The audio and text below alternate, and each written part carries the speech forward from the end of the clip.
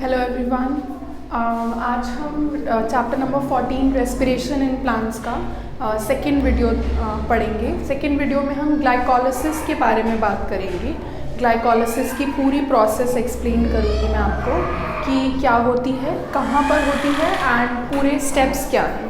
So we will talk about glycolysis in detail in this video. So before discussing about glycolysis, I would like to discuss another topic. इससे पहले एक छोटा सा topic आपकी book में दे रखा है। उसमें टॉपिक है डू प्लांट्स ब्रीथ, क्या प्लांट्स भी ब्रीदिंग करते हैं। तो इसका कोई पर्टिकुलर येस या नो का जवाब नहीं है, क्योंकि अगर हम बात करें ह्यूमंस की, so we have particular organs which are specialized for reproduction. हमारे पास ऐसे ऑर्गन्स हैं जो रेस्पिरेशन में हमें हेल्प करते हैं। We have nose, nostrils, lungs. But plants के पास कोई रेस्पिरेटरी ऑर्गन्स नहीं होते हैं अलग से। प्लांट्स रेस्पिरेशन करते हैं लेकिन उनके पास रेस्पिरेशन के लिए अलग से ऑर्गन नहीं है। They have stomata and lenticels present in them. Plants की लीव्स में क्या प्रेजेंट होते हैं? स्टोमेटा प्रेजेंट होते हैं। और प्लांट्स की जो स्टेम होती हैं, जो वुडी ट्रीज होते हैं, उनकी स्टेम में लेंटिसेल्स प्रेजेंट होते हैं। तो जो भी गैसियस एक्सचेंज होता है प्लांट्स में, वो इन्हीं के ज़रिए हो जाता है, स्टोमेटा और लेंटिसेल्स के ज़रिए। प्लांट्स के पास रेस्पिरेटरी ऑर्गन्स नहीं होते हैं। क्यों? उनके 3 कारण हैं। सबसे पहला रीज़न ये है कि प्लांट्स में सबसे बड़ी बात तो हर एक पार्ट, प्लांट का each plant part can take care of its own gaseous exchange. Plant का हर एक पार्ट अपनी हर गैसियस नीड को खुद ही पूरा कर सकता है, क्योंकि लीव्स में स्टोमेटा होते हैं, स्टेम्स में लेंटिसेल्स होते हैं। तो हर प्लांट का पार्ट अपनी गैसियस एक्सचेंज की नीड्स को खुद ही पूरा कर सकता है। उन्हें अलग से कोई रेस्पिरेटरी ऑर्गन नहीं चाहिए। नंबर 2 इज प्लांट्स में जो डिस्टेंस होता है गैसेस के डिफ्यूजन के लिए, वो बहुत ज़्यादा नहीं होता है। The distance that gases must diffuse is not that great. That is why they don't need a particular organ for respiration. Another reason is, third reason is कि प्लांट्स को उतनी ज़्यादा रिक्वायरमेंट नहीं है रेस्पिरेशन की जितनी कि ह्यूमंस को है। मतलब रेस्पिरेशन की उतनी डिमांड नहीं है उन्हें, जैसे हमें ऑक्सीजन चाहिए ही चाहिए सर्वाइवल के लिए। उन्हें रेस्पिरेशन की रिक्वायरमेंट है बट इतनी ज़्यादा डिमांड नहीं है। That is why they do not have respiratory organs. So ये तो एक छोटा सा टॉपिक था जो ग्लाइकोलिसिस से पहले दे रखा था, तो उसके बारे में मैंने आपको थोड़ा सा बता दिया। Now we will talk about glycolysis. तो before discussing about glycolysis, I would like to tell you कि ग्लाइकोलिसिस में क्या होता है, पार्शियल ब्रेकडाउन होता है ग्लूकोज का और 2 मॉलिक्यूल बनते हैं पायरुविक एसिड के। लेकिन जो रेस्पिरेशन एक प्रोसेस है पूरा प्लांट्स में, उसमें क्या होता है, कंप्लीट ब्रेकडाउन होता है ग्लूकोज का और लास्ट में carbon dioxide, water and energy release होती है। ठीक है, कैसे होता है वो मैं बताती हूँ। जैसे we have glucose C6H12O6 in the presence of oxygen. ये क्या है हमारा ग्लूकोज ऑक्सीजन की प्रेजेंस में कंप्लीटली ऑक्सीडाइज हो जाता है और क्या बनाता है, carbon dioxide, water plus energy ये बनाता है। इस इक्वेशन को हम बैलेंस करेंगे तो यहाँ पे 6 आ जाएगा, इधर भी 6 एंड इधर भी 6। ठीक है, तो this is complete breakdown of glucose and when the complete oxidation of glucose occurs, carbon dioxide, water and energy is released. But हम यहाँ पे किसकी बात कर रहे हैं, ग्लाइकोलिसिस की। तो ग्लाइकोलिसिस पहला स्टेप है रेस्पिरेशन में। Glycolysis is made up of 2 Greek words, 2 Greek word से मिलकर बना है ये। First Greek word is ग्लाइकोस and another Greek word is lysis. ग्लाइकोस means होता है शुगर एंड लाइसिस का मतलब होता है स्प्लिटिंग कह लो या ब्रेकडाउन कह लो। तो यहाँ पे कौन सा शुगर है वो जिसकी बात कर रहे हैं हम, ग्लूकोज। तो ग्लूकोज की स्प्लिटिंग होती है या ब्रेकडाउन होता है और एनर्जी रिलीज होती है इस प्रोसेस में। So how do we define glycolysis? Glycolysis is a process, it is a process where partial breakdown of glucose occurs and two molecules of pyruvic acids, two molecules of pyruvic acids are produced. ठीक है, ये वो process है जिसमें glucose का partial breakdown होता है और लास्ट में दो मॉलिक्यूल बनते हैं पायरुविक एसिड के। ठीक है, सबसे इंपॉर्टेंट क्वेश्चन जो आपको पूछा जाता है नीट के पर्पज से, वेरी वेरी इंपॉर्टेंट, कि ग्लाइकोलिसिस होता कहाँ पर है, ग्लाइकोलिसिस की जगह क्या है, कहाँ पे होता है, साइट क्या है। So it occurs in the cytoplasm of the cell, cell के साइटोप्लाज्म में होता है ये आपको याद रखना है। सेल के साइटोप्लाज्म में ग्लूकोज का ब्रेकडाउन होगा और दो मॉलिक्यूल बनेंगे पायरुविक एसिड के। ठीक है, एक और चीज कि पेपर में ग्लाइकोलिसिस से भी के नाम से भी क्वेश्चन आता है, या आपको बोलते हैं एक्सप्लेन द ईएमपी पाथवे। तो ईएमपी का नाम होगा तो आपको ये नहीं कहना कि हमने नहीं पढ़ा, ईएमपी पाथवे भी हम ग्लाइकोलिसिस को ही कहते हैं, ये इसका दूसरा नाम है EMP pathway. EMP, EMP stands for Embden, E for Embden, M से है हमारा मेयरहॉफ एंड पी से है हमारा पार्नस।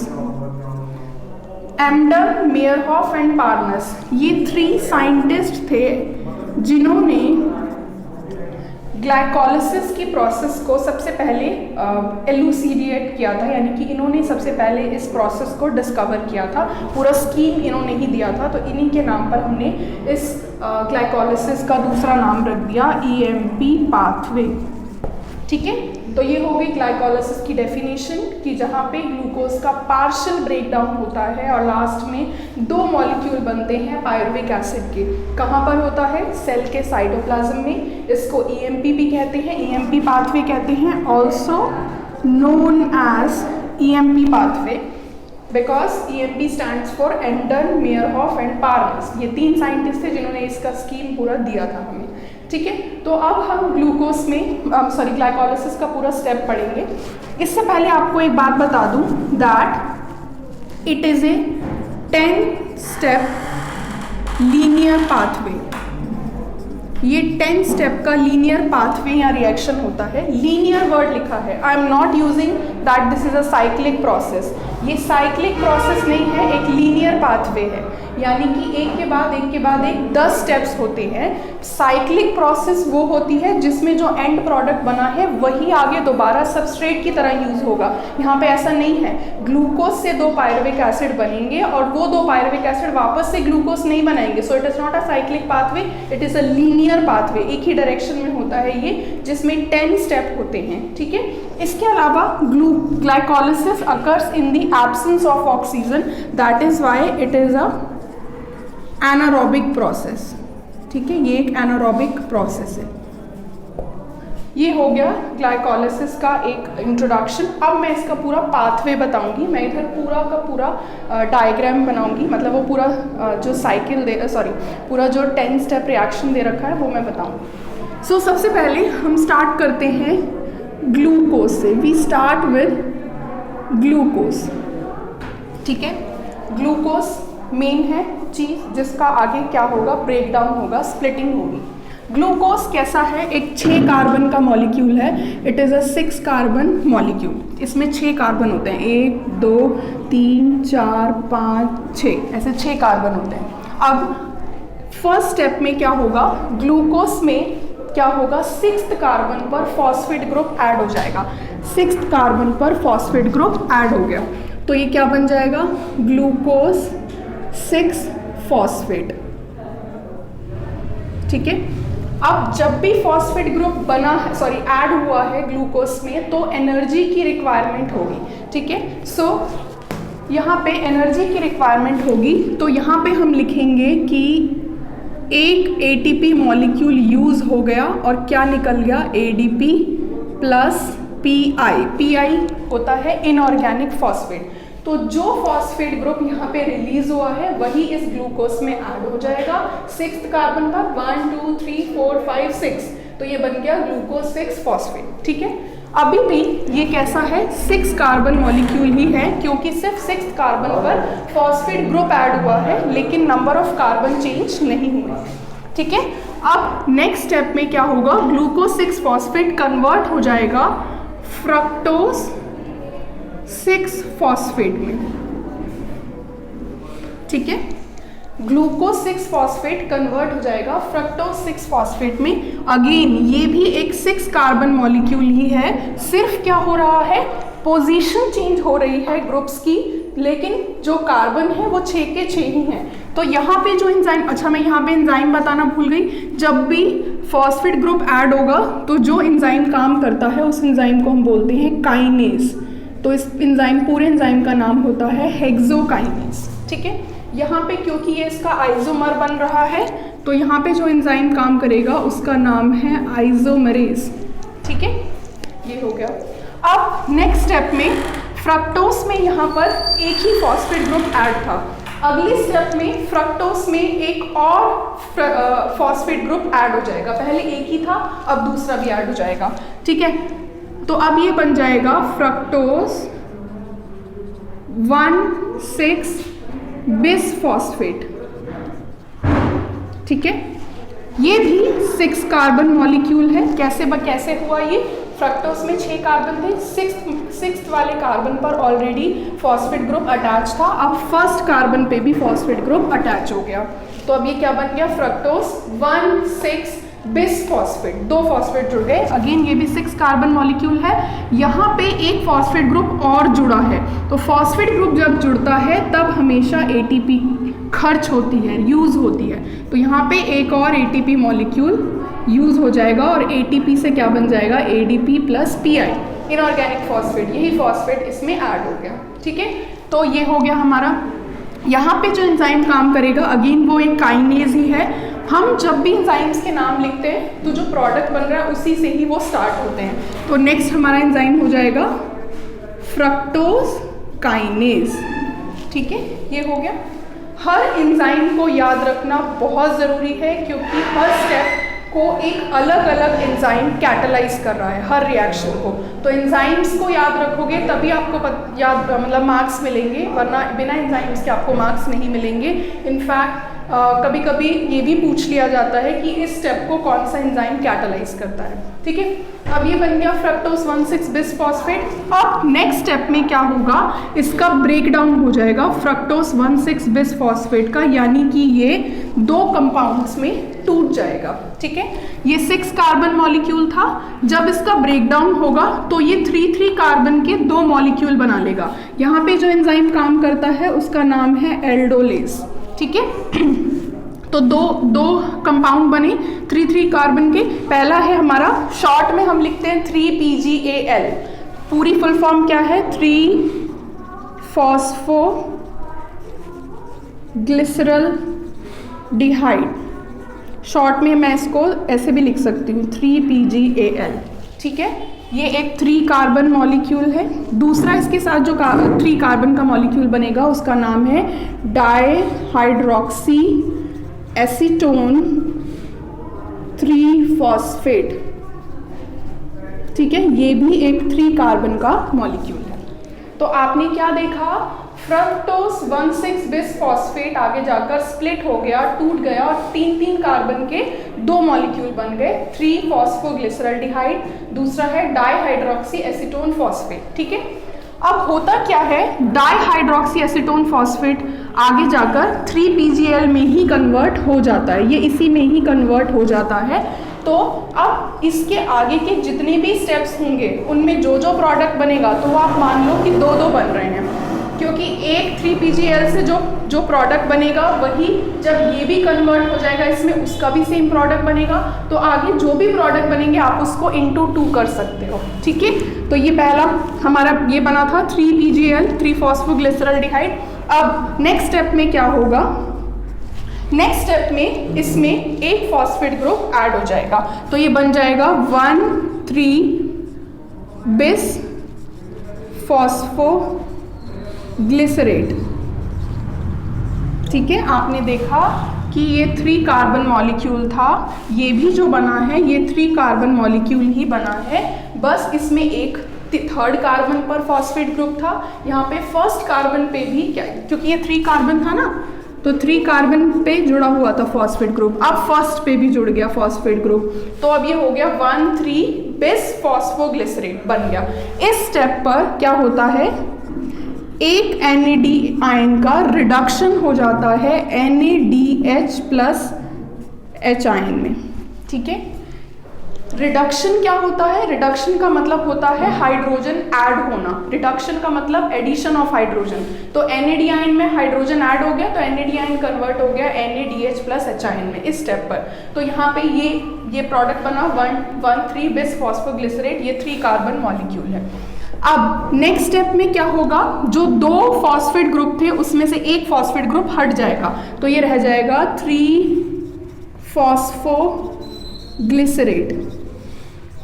ठीक है, 3 फॉस्फोग्लिसरेट हट जाए, बन गया। अब यहाँ पे फॉस्फेट ग्रुप ऐड हो रहा था तो इसीलिए ATP खर्च हो रही थी, यहाँ पे फॉस्फेट ग्रुप हट रहा है, रिलीज हो रहा है फॉस्फेट ग्रुप, तो जो फॉस्फेट ग्रुप रिलीज हो रहा है वो ADP के साथ जुड़ के क्या बना लेगा, ATP। तो इस स्टेप पे ATP बन रही है, जबकि शुरू के स्टेप्स में ATP खर्च हो रही थी, यहाँ पे ATP बन रही है, तो यहाँ पे ATP मॉलिक्यूल सिंथेसाइज हो गया एक। ठीक है, 3 फॉस्फोग्लिसरेट। यहाँ पे भी जो एंजाइम काम करेगा उसका नाम है फॉस्फोग्लिसरेट, इसी का ही नाम ले लिया मैंने, फॉस्फोग्लिसरेट काइनेज। फॉस्फेट ग्रुप से रिलेटेड जितने भी स्टेप्स हैं, चाहे वो एडिशन और डिलीशन हो, काइनेज एंजाइम ही काम करता है। ये भी 3 कार्बन मॉलिक्यूल है एक, this is also a 3 carbon molecule. अब नेक्स्ट स्टेप में क्या होगा, जो फॉस्फेट ग्रुप 3rd कार्बन पे अटैच था अब वो 2nd कार्बन पे आ जाएगा, और कोई चेंज नहीं हो रहा, सिर्फ फॉस्फेट ग्रुप की पोजीशन बदल गई, यानी क्या हो गया, 2 फॉस्फोग्लिसरेट बन गया।